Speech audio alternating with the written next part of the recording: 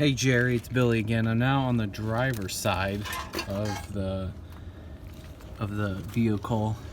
So there is a big port on the driver's side back valve cover, and the tube is this one, and it comes up and goes to that center. That guy goes into there. That must just be some crankcase.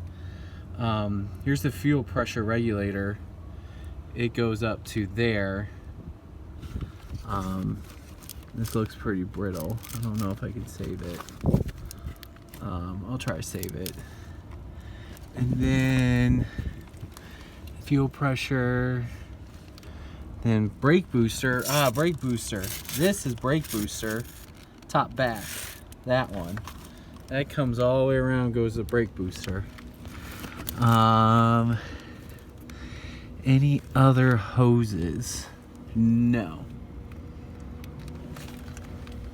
No other hoses. You can see the steam port. I think the steam port went through from here to here, and then here to the radiator.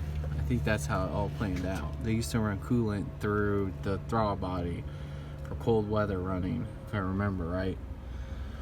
I'm gonna try to get all these coil packs on the side. Over and out.